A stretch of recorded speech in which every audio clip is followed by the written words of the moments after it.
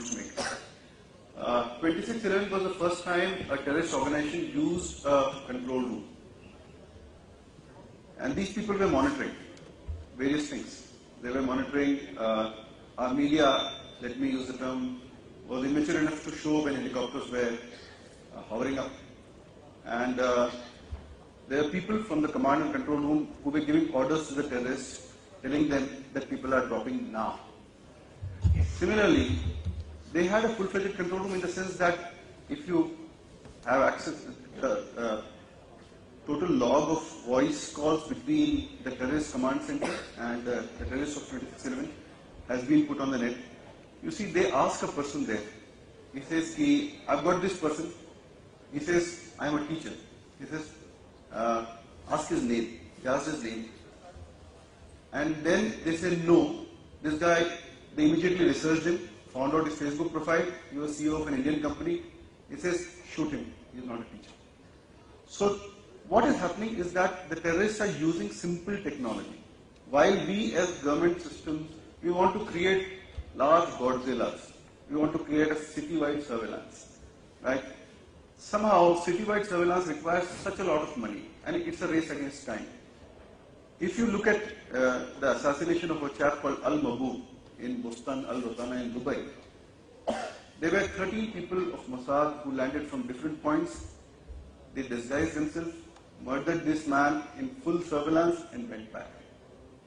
So you have video footage, you have everything, you have all the trails, you can't do anything. So large systems can be, defeated by very small hacks. Now, when the Obama care system collapsed, then Obama sent a special jet to Silicon Valley to get people to repair this. Because the way a government procurement works or the way the government develops these large systems is probably not suited to the performance we are looking for. If you look at the procurement of government systems, if you want, let's say, a citywide surveillance system, you would have, the lowest, if you want to tender it, you would choose the lowest. And how do you determine quality with the lowest bidder? You cannot have quality with the lowest bidder. I was talking to somebody, I said, you can get a coder for 60,000 rupees a month, you can get a coder for 60 lakh rupees a month also, and there's a difference in quality of the product.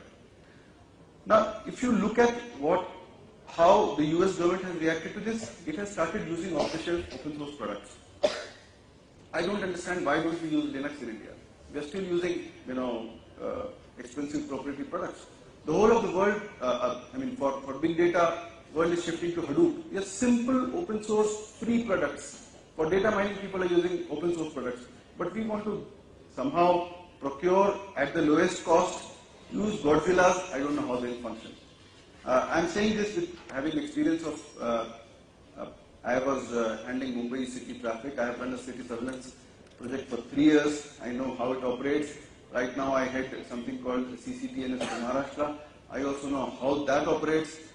So there are simple solutions, but somehow we are complicating it by having these regimes of procurement which are not suitable to functionality.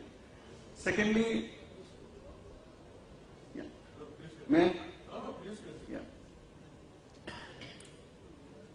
Similarly, there is no innovation going on within our governmental system. So for innovation, let's say, if you require a very different kind of environment. You cannot have innovation in a bureaucratized, command and control system. If you look at terrorists, what they are doing, if you read the Al-Qaeda manual, they have completely defeated technology by going free of technology. So there are very specific instructions in the Al-Qaeda manual which talk about not using technology. How are you going to surveil them? If they are not going to use technology, how are you going to surveil them? So citywide surveillance is not, and technology is not a panacea for everything. You will have to develop intelligence on ground, and you will have to develop response capabilities. You would have to primarily also develop resilience, not only in terms of IT infrastructure, but in terms of physical security, in terms of disaster management, in terms of your society. You will have to See, it was an amazing thing which happened in Bombay, that after the train blast in 2006, the city was up and running the second day. The trains were running normally. This is resilience. The terrorist wants large impact, but if the city is up and running the second day, it has resilience. Now, this is something which would be ultimate answer to terrorism. Not developing large systems. We should develop systems, but when it comes to India, things get very complicated. Like Sai sir was talking about automatic number plate recognition. We have tested a lot of products, it doesn't work in India. Because in foreign countries you have standardized number plates. You try half of the number plates and vernacular. Something has been written with, it looks more like a painting. There are various kinds of designs, sizes, and I think none of the automatic number plate recognition systems I've seen has an efficiency of more than 70%. So also, let's say if you try to apply this in Mumbai, the vehicular density is more than 1,117 vehicles per kilometer. Now which number plate are you going to read? And what do you do with this large amount of data? You don't have the capability presently to analyze that.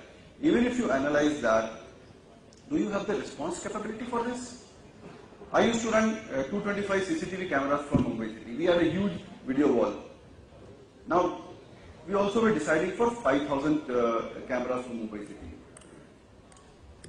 Without video analytics, and video analytics is something which is learned.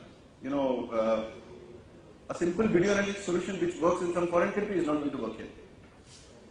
If you talk of facial recognition, the level of complexity in India changes. Where would you focus it? In Mumbai, in every, in the table, space of this table, probably 15 people are standing. So the level of complexity which we deal with in India is very, very different from what solutions work in foreign countries. I think we'll have to go for indigenous solutions. We'll have to change the system of procurement of government. We'll have to have in-house innovation. As Sir has also said, that we need to have our own hardware. If you look at Chinese hardware which is being cheaply used world over, it has some kind of embedded code. We have seen the Huawei case here. The US government found that many of the components which it was using for its airplanes and defense systems had embedded Chinese code. Now, we say that we are doing very well in the field of software in the world, but we are coding mules. We are not producing any of the big products. We are just coding for other people. So, with such kind of intellect in our country, I think it's time that we build our own hardware, we build our own software, and even in the governmental space, we start innovating. Thank you so much.